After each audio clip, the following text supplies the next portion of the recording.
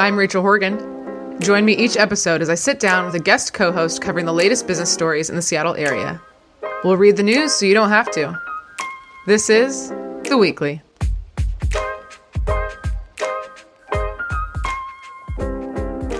Hi, everybody. Since I last recorded, I spoke at a mayoral debate. I typically try to stay in the business news life, but I went into politics briefly. Formidable, as many of you know, my friend's company hosted a mayoral debate with Seattle City Club, who I've moderated a panel with. Very interesting. I did not know a lot about Katie Wilson, and I'm doing a lot more research on her. And Bruce Harrell is the current mayor. He's running for re-election, and Katie Wilson is running against him. I think what I thought about mostly was the importance of public speaking, and I'm kind of a geek on it. I went to Toastmasters. I love it, but how much we make judgments on the way people present and how they speak. And I was kind of thinking about that because Bruce is very practiced and rehearsed and how that kind of influences us. But anyway, that's just me geeking out on public speaking. I did ask a question to each of them. My question was around what we've talked about a lot on this podcast, which is affordability of Seattle, but specifically how hard it is to not only run a restaurant here, but also dine out partly. And then also the other part was about rideshare and Uber Eats and all of that. There was a law that was passed with city council that was meant to protect the drivers, which resulted in us being the number one most expensive city to use Uber or Uber Eats and things like that. So I asked them both that question. What did they say? I don't know. I blacked out because I was on live TV and I was like, just ask the question and look normal and don't fall down. So I will be rewatching. It's on Fox. Fox 13 was live streaming on TV. So I'll be rewatching to see what they actually said.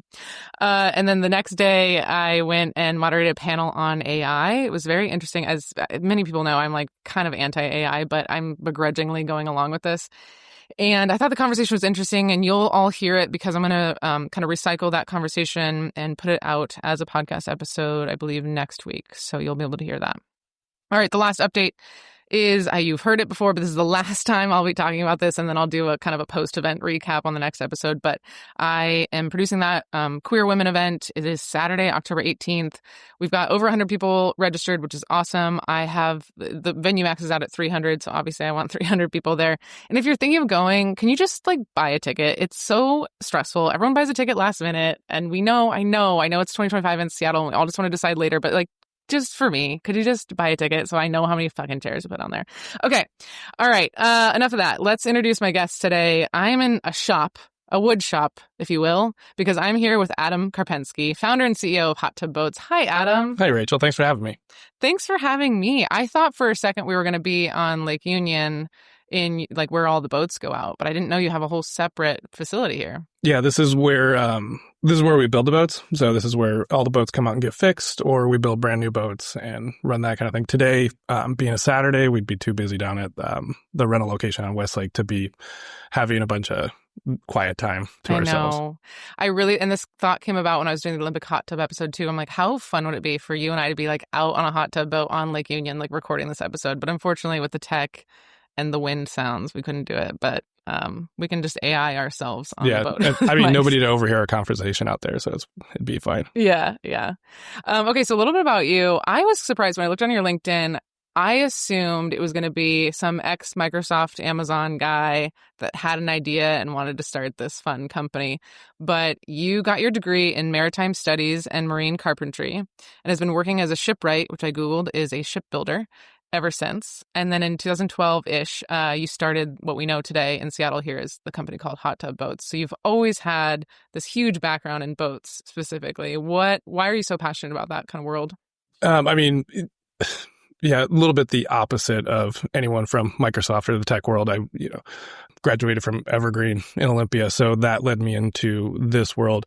There is a multifaceted answer to why I'm so passionate about boats, but the number one thing, being a craftsperson, somebody that has to use their hands all the time, a boat is never a static object. It's not like building a house or a piece of furniture that can be at rest. A boat is always the sum of all its parts holding it together while it is in motion. Something that is not static, that is a boat that is in the environment all the time. It's just a different level of complexity to work with than just building. Not that there's anything wrong with building homes. I've built many homes, but there's just a different soul to the product that we end up putting out there. Yeah, it has like a life of its own almost. Yes. Yeah, very cool. Okay, we're going to talk about 4 stories today. The first one is just the business of hot tub boats. There were so many questions I had for Adam that I couldn't wrap them into an article, so we're going to have a whole separate section on that. And then we'll talk about these emergency drones that are being built in Fremont here in Seattle. Third, we'll talk about Smartsheet layoffs and a new CEO.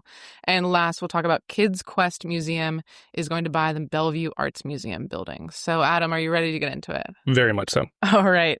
Okay, so like I said, the first one doesn't have an article, but I do want to know all about hot tub boats. So you've probably talked about this in other interviews, but I'm surprised. I think everybody knows about hot tub boats, but I still come across people that don't know it. And I think it's people that don't live by Lake Union. The amount of jaws on the floor when we go by them in a hot tub boat is still, it happens every time. I don't know how where are they even living?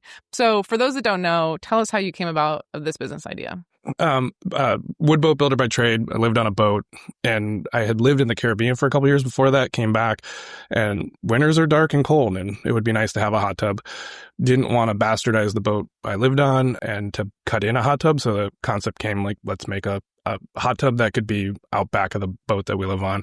Let's make something that floats. While we're doing it, let's make it go somewhere, and also let's just make it sexy, because that's what we do with the boats we build already. So let's keep that concept going. So, was it meant to be a business, or were you just kind of doing this for your buddies, being like, wouldn't this be fun? It was one of those, like, we could build it. People were like, what are you going to do with it? I was like, somebody will rent it. I didn't realize how excited people would be right from the start. We launched a 1-page website on like a Thursday in February 2012 after we, took a few promo pictures, just driving around it with some friends in it. And, from that Thursday to the next Thursday, we went from like 300 people a day on the website to 30,000 people a day on the website. Wow. And that was not growth we were anticipating, nor did we want to work within. It was growing at the pace we've felt that we want to over the last decade plus has been much more comfortable. But yeah, to get that instant internet explosion in the early teens was not anticipated, but it was nice to have.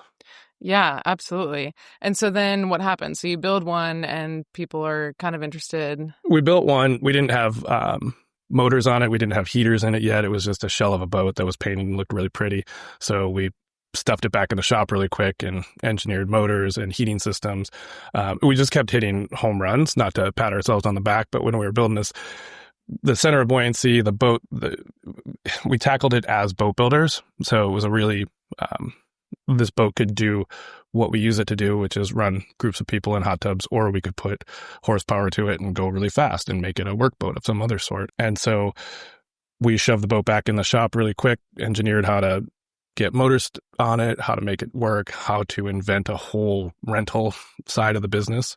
What we do at Hot Tub Boat Rentals is customer service, but nothing else existed in how we could fill these boats up with water and figure out those kind of systems. So we made that happen really quick and opened the doors midsummer 2012.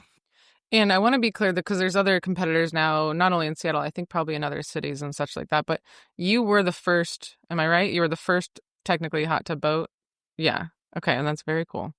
You mentioned that you started in the summer, and some questions I've been getting asked is, what do you do? What do you do for the winter, obviously? And then winter's coming up. People want to go on a hot tub boat in the summer. Are people really going to want to go on a hot tub? But I read that it actually is cold water in the summer. So can you talk about kind of what percentage of your business is in the winter, and how do you kind of balance that throughout the year? Summers are bananas. It's busy. Everybody wants to be on Lake Union in the summer in Seattle. It's a growing season as of the last half a decade. So our summers are getting longer and drier. Everybody wants to be out there on Lake Union. That's just a super special resource. But our summers are nearly fully booked, and our winters are 75% of that.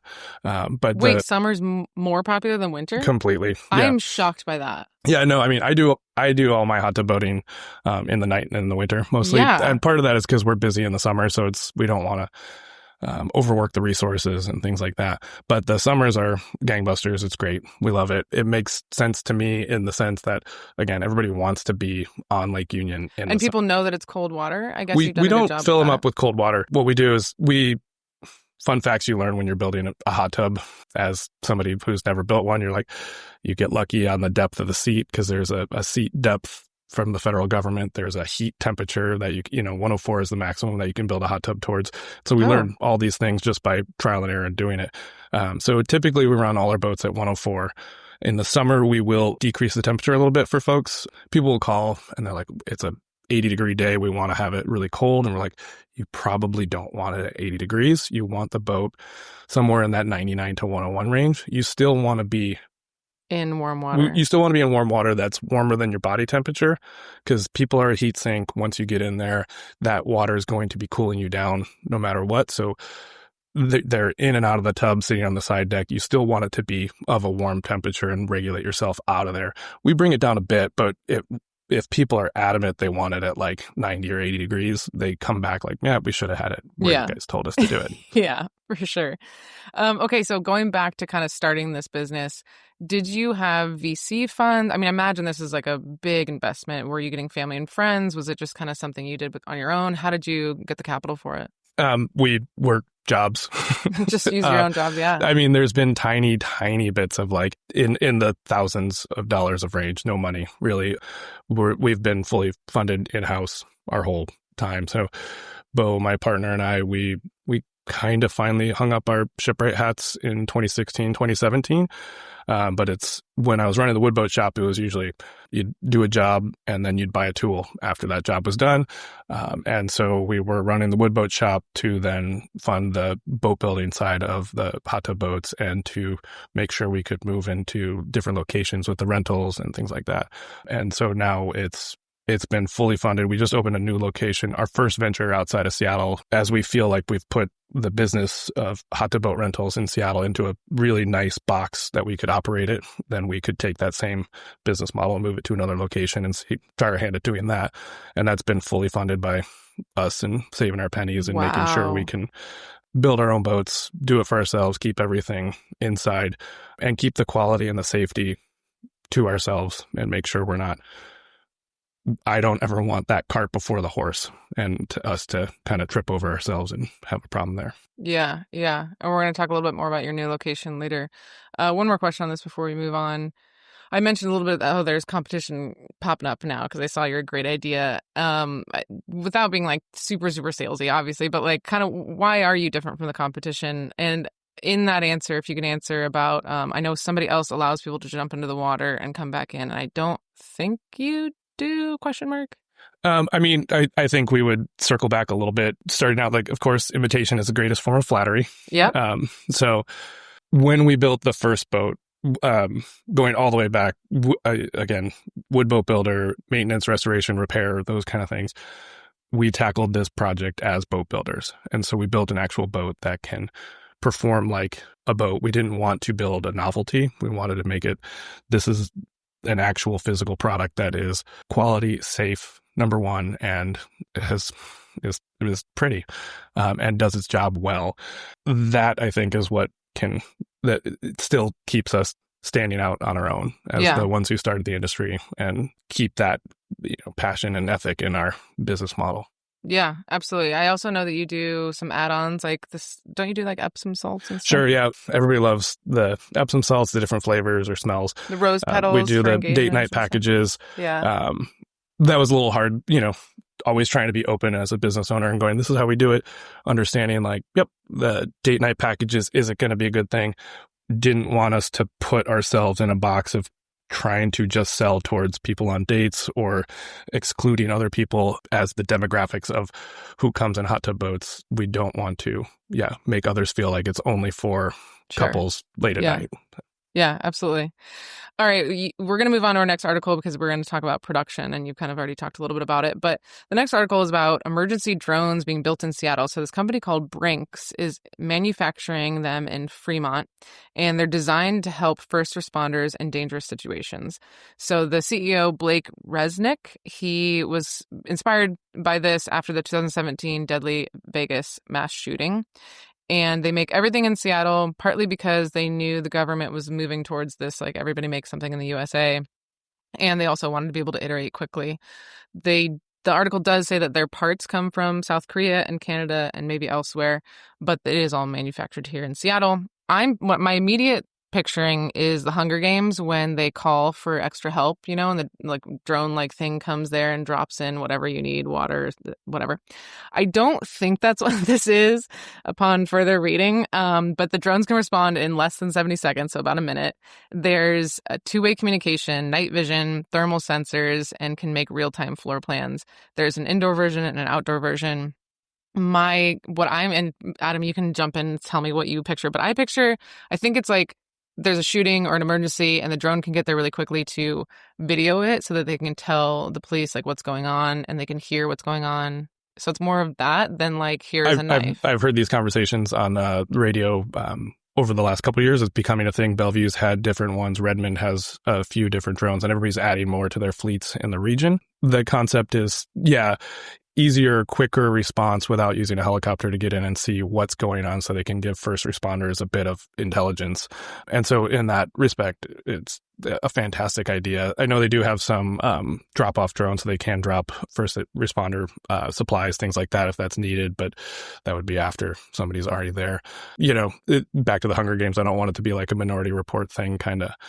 Those are the other conversations I've been listening to. As meaning like it'll be too much surveillance and not help. And it's not meant to be that way, but my non-AI brain says a little bit like, well, does this lead us down a little more police state pathway? But Brink, they're on Woodlawn Avenue and like 38th. I drive by their building every day, and it's great. I love the concept of actually doing production in the city. It can be much, as somebody building products in the city, I think it could be more affordable. You can get more spaces. You can have a better way to get your project done than moving outside of the city and getting everybody to commute back the wrong way. It's just a better footprint and way to get things done, I think. Mm-hmm. So it's nice to hear that they are funding and they're trying to build more at that facility, because it seems like they still have room to grow in that space. Yeah. So you build everything where we're sitting right here. Currently, how many boats do you have made-ish? I mean, in Seattle, for that fleet, we run, 8 or 9 boats right now. Okay. They kind of go on rotation as we maintain them. We have 3 down in the Bay Area right now. And we've built boats for select private customers. Folks that we know are going to be not tarnishing our brand against our... Yeah, I guess that's true. Well, because it has the name on it on the side. There's a fine way between how we run hot tub boat rentals and how we could see it being done. So part of picking and choosing who's buying boats. So for the production, I know I've talked to some people about the impact of tariffs, and I talked to the CEO of Glowforge and how there's only like one country that sells something he needs. Are all your products here in Seattle, and you build everything in Seattle? What's kind of a challenge with production? I mean, it's a global supply chain. And in late February or March of this year, everything changed, and we still can't, at this point, we still really can't predict what our full costs are on boat building. It's just we have to kind of take a stab in the dark and make sure we're feeling pretty prepared on it. But in late February, March, we've got letters directly from our suppliers. We buy things locally, but everything's made around the world. And our fiberglass supplier sent us a letter saying, here's our cost coming from the glass manufacturer in China for the fiberglass and the resin, and they're charging us 85% more, and we're just going to pass that exact same amount through. So, that's a huge increase when we're building. We build boats for ourselves, for our rental fleets, so that really changes.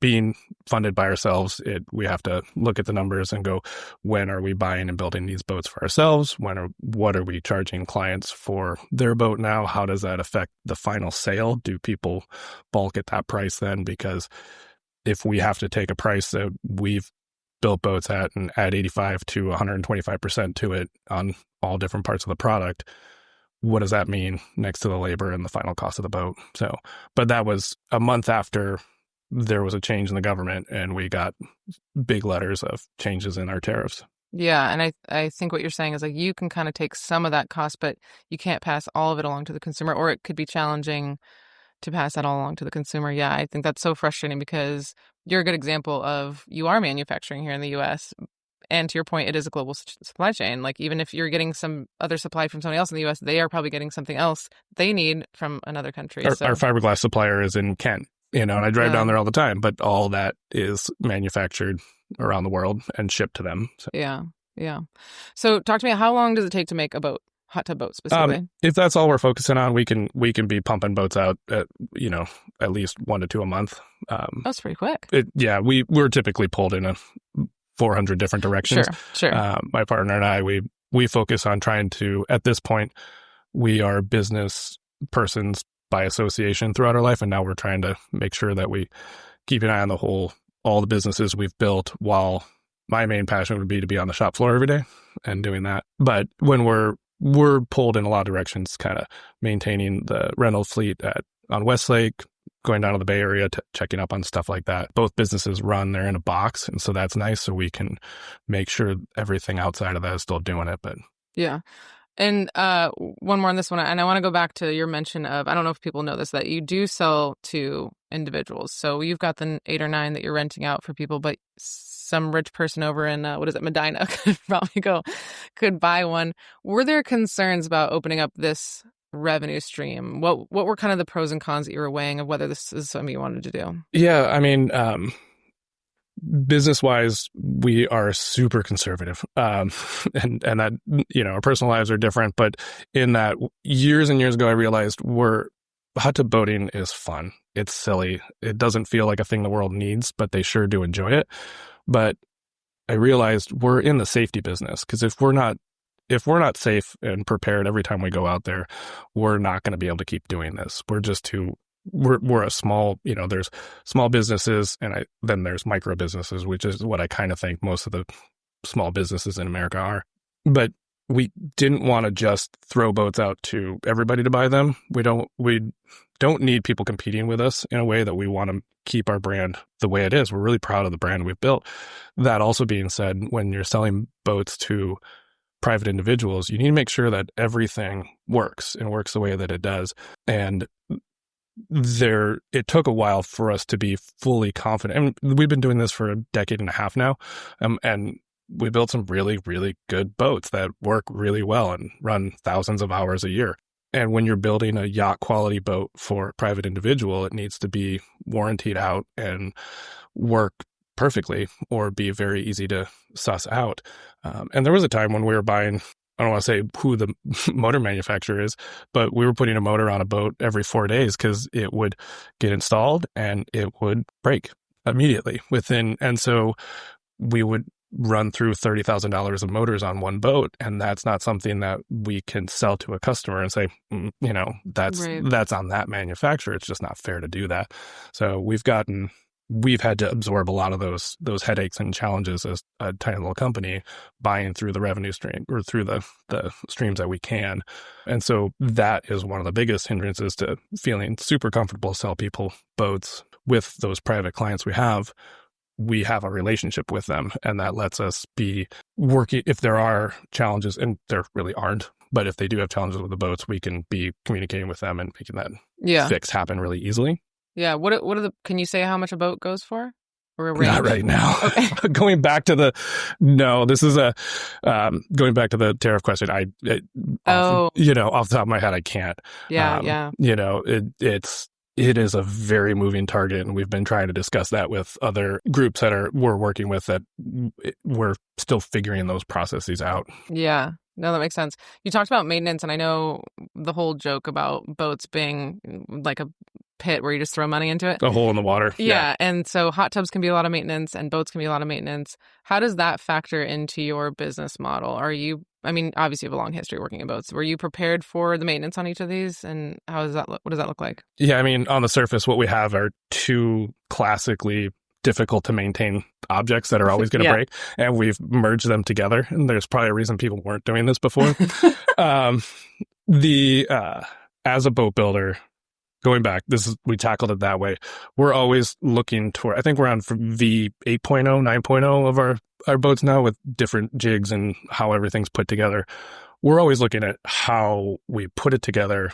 I was showing you in the shop, you can see the boat. It's an exploded version right now. We can reach over and put everything in the boat, but once we glue the decks together, it's a person going through the hatches and doing that. We make sure that the hose clamps are put on in a way where we can get a tool on them to take them off when we need to maintain it. At this point, we have so much data on how long our boats run and when certain wear items need to be replaced on a yearly basis or a 6-month basis or when it breaks basis. But we're always building everything so we can maintain it ourselves. Yeah. Because we're lucky enough to be the manufacturer, the renter, and the maintenance. I was just thinking that because like if you were in this other, alternate universe where you were some Microsoft guy that started this, you would be contracting out to a third party, somebody like you, of saying, oh, my boat broke, like, can you fix it? But you've got this benefit of not paying the extra labor costs because you're paying yourself, basically. Yeah. And that's where we've been able to, it's been much simpler for us to bootstrap ourselves. Yeah. Because if something needs doing between my partner and I and the shop, they're really, we can do anything. It sounds not humble, but if there's a project we can do by design, right? Yeah. And we can figure our way through this project and we can fix it. So if we went to a big manufacturer, this would be tens of millions of dollars of investment at this point to get jigs and molds and those things. We built our own. We built our first boat out of the ether, built a plywood fiberglass boat, and we figured that out. And then we built our molds for all the other boats off of that. Instead of just spending a couple $100,000 building a plug and a mold, we did our project in a different way there. Yeah. I think what I like about your whole thing is that it wasn't like, okay, how can we make a bunch of money? It was like, this seems cool. I think people might like this, or I want this, you know? And I mean, that. Steven's smiling. Our rentals operations manager is here. And money is a motivating factor. It has never been my number one motivating factor. It's pros and cons to that. Yeah. I feel that so hard. Okay. Our third article is Smartsheet layoffs and a new CEO. So I've talked about Smartsheet before. Bellevue company software, we can describe it as kind of Excel on steroids. They went public in 2018 and then they went private earlier this year.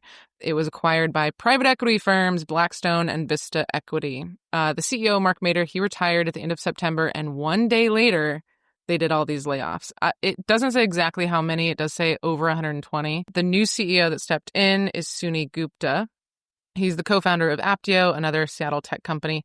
And I want to point out, I don't know if this is necessarily bad or good, but I just think people should know this, is that Vista, the private equity company I was mentioning, previously acquired Aptio and also another company, Avalara, and then Blackstone acquired Rover, whatever. But Vista acquiring Aptio, and now you have the CEO of Aptio moving into Smartsheet. I say that just to reiterate the hands that are playing the puppet strings, whatever. Private equity has a lot of say in who the CEOs are. I mentioned it on another episode of a similar thing of, we're going to move the CEO into this position. So not that he's not deserving, but something to know. Yeah, I think that's it. Layoffs and a new CEO. So Adam, are you going to sell out? I mean, I was research, you send some questions. It's like, yeah, would we sell out? I mean, sure, sell out. I going back to money not being the motivating factor, I would prefer to find an exit strategy that involved the core people that have been working with me and with the company for a long period of time. I would rather be working with one of our biggest hindrances in working with other groups outside of ourselves is we want to answer the phone and want to talk to the person that we're working with. We want to like the person we're working with. And that lends to different business decisions at times. And so would we sell out if the calls came? Sometimes the calls come and it's not what we're ready for. But if there's a way to integrate the company we have and make itself do some sort of sale over time or something through that, I'd prefer that. Yeah. Fair enough. Okay, so Smartsheet, part of the article talks about how much they grew, and obviously that's why they got bought and all this kind of stuff. But it makes me think about scaling your business. And you'd mentioned about this new location in Bay Area. How new is it? How many years? It's a year. This month. Okay, so, happy 1 year. Thank you. Yeah. It's California anniversary. How did you decide to open another location? I've read in articles about you saying how unique Lake Union is, which it is for this type of business.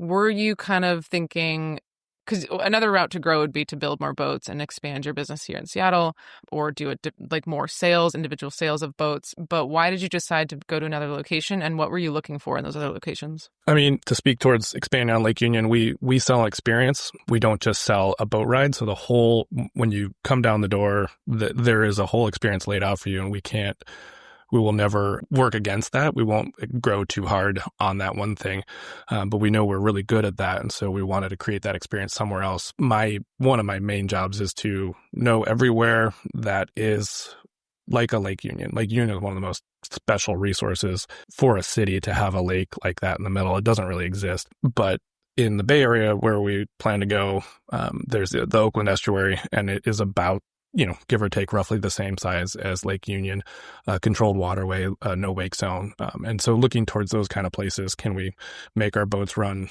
in saltwater as well for a rental location and those kind of things? And it's about the closest place that we could get to a Lake Union sized body of water within 1 day drive.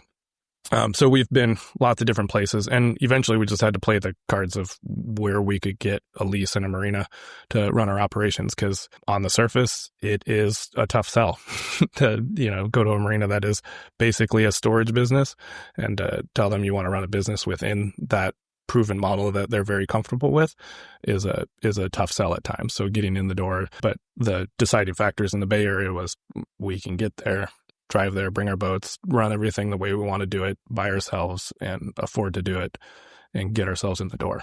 So would you say that was one of the biggest challenges, is convincing the people that this was going to be like a good route to go? One of the bigger challenges. Yeah. I mean, well, whether it's the way to go, that's, how we run businesses. We see opportunities for different folks. And as I was saying, with shop space we have here, we're renting it to other craftspeople that at a reasonable rate, just so that they can do their jobs as well. And we can all, keep doing what we like to do.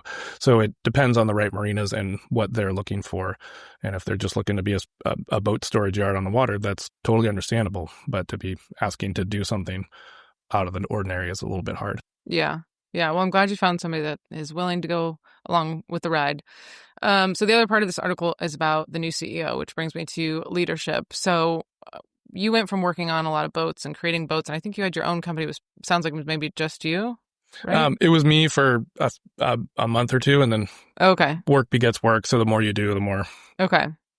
So what's something you learned from transitioning from that type of environment to leading this company, and how many employees do you have? It ebbs and flows. We have, 12 to 25 employees depending on season. Seasonal, yeah. But number one, you have to learn to listen. And as generations change, we have to understand that, I'm an old millennial, I'm not old, but as the generations change, we have to understand what is actually acceptable in a workplace, how much you can require of somebody to be there, and listen and go, maybe this is a healthier way to do that. In the wood boat shop and the boat building shop, I have to remember, people shouldn't work the way that I do physically. It's not good for my body, and it hasn't been.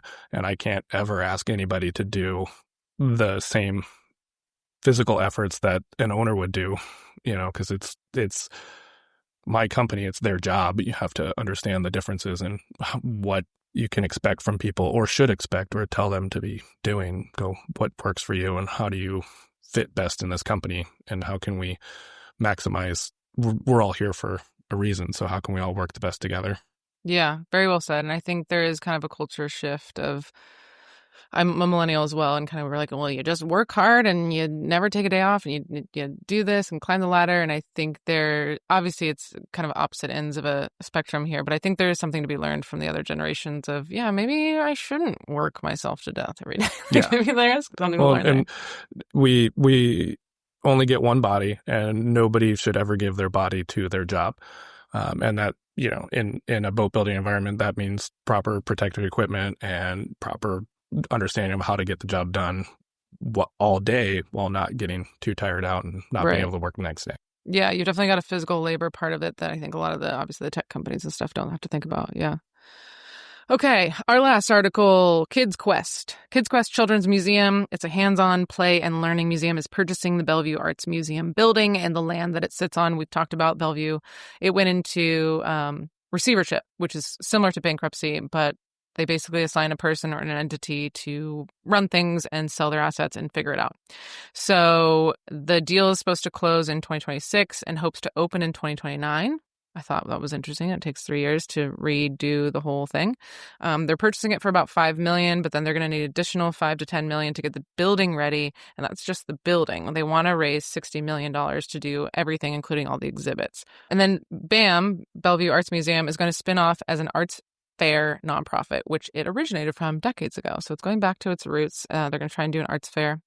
And then one little piece I'm going to add here, again, not positive or negative, but just something to note. Kemper Freeman, if you don't know him, he is a Bellevue real estate developer. He kind of reminds me of the Bellevue version of Martin Seelig, where he just owns every building in Bellevue, and Martin Seelig owns every building in Seattle.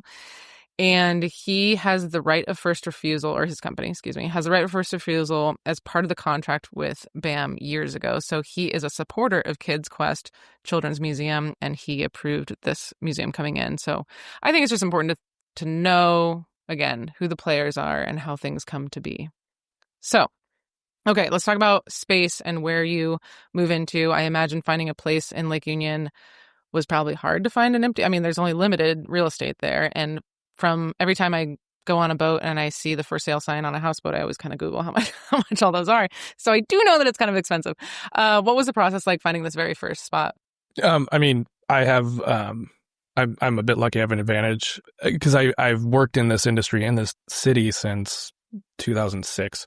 I wasn't born here, born into a family that does this kind of thing, but I've worked and I've gotten to know lots of different players on the lake. And so in that, it's knowing where you can get into and who you know and how you can do it and what those costs would be. It's not cheap. Lake Union is very regulated. There's no public space around the lake. It is all maritime industrial, so that's a great thing for us. We can do lots of maritime activities on the lake, which is a great thing. It's changing. There's a lot more private equity coming in. There's still some private marina sales going to families and things like that, but it's changing. Going back to Blackstone with that merger, yeah. We have experience with Blackstone. They're consolidating parts of the maritime industry or being the equity over that as well. Really? And so it's an interesting thing to see parts change out of Lake Union. We were associated with a marina in another location that was privately owned, sold to the safe harbor, and then just really recently Blackstone has acquired all the safe harbor marinas. And so that is it's a big consolidation of the maritime industry. Safe harbor owns many, many, many large marinas around the country and the world, and has bought up large shipyards and boatyards as well. And then to see that bigger equity coming in, it just feels like you're just watching. It's the pharmacy effect of the last 20 years, the consolidation of now we have one type of pharmacy. And so we'll see if that happens much on Lake Union. There's still a lot of family ownership over generations on Lake Union. But will do the current generational owners want to keep those kind of assets and the work that goes along with it? Or will those things start being acquired by those Blackstones and those bigger equity things? We've seen a huge increase in the last 2-3 years in mortgage rates, and it's a doubling and tripling of mortgage rates. It's not just $100 more a year. It's, now people are paying about $2,000 a month to park a 40-foot boat to live on it.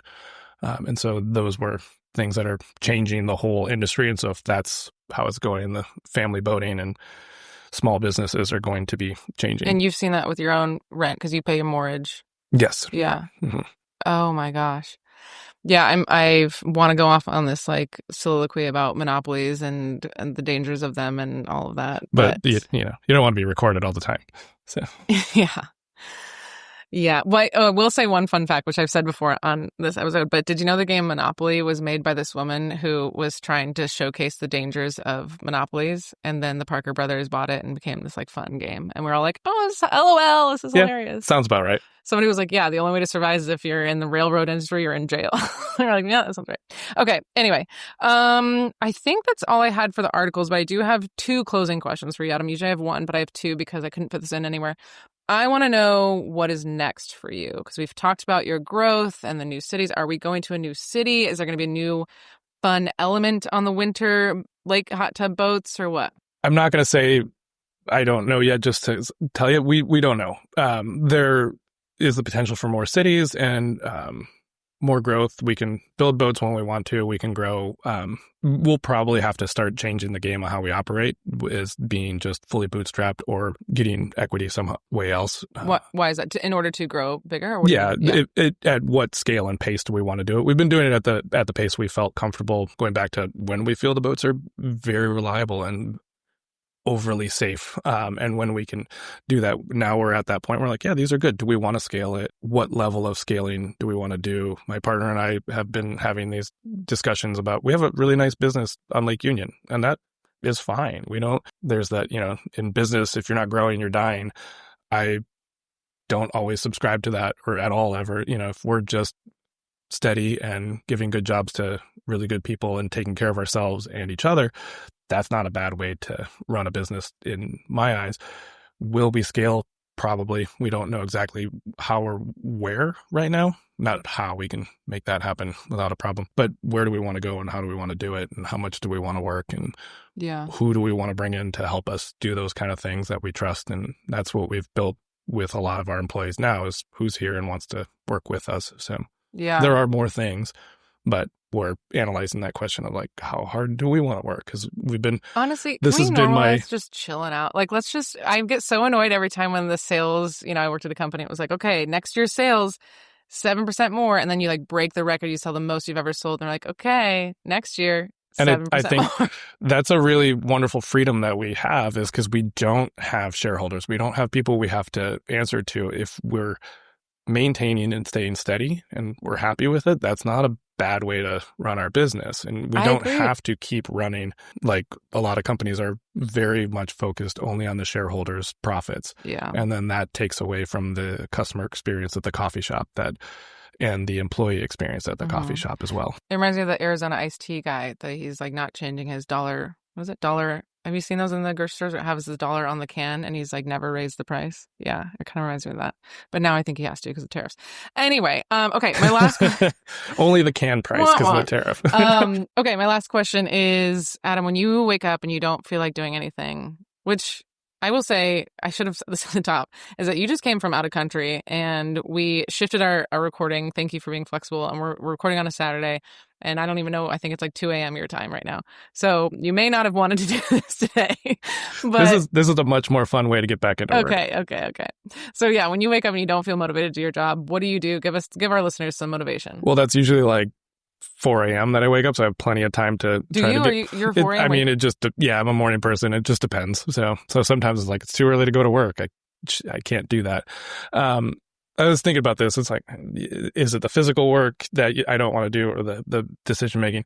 The thing that helps is when I go down to rentals, I'm mostly there to fix things or to check on staff or just check in. And so I try to just be the guy behind the curtain when I'm there. So customers come down and they're like, hey, I'm like, let me grab you somebody. Let me help. They'll help you do this. But the best part is when we're on the docks, we're on the other side, we're watching or we're fixing something and a group of customers is coming back.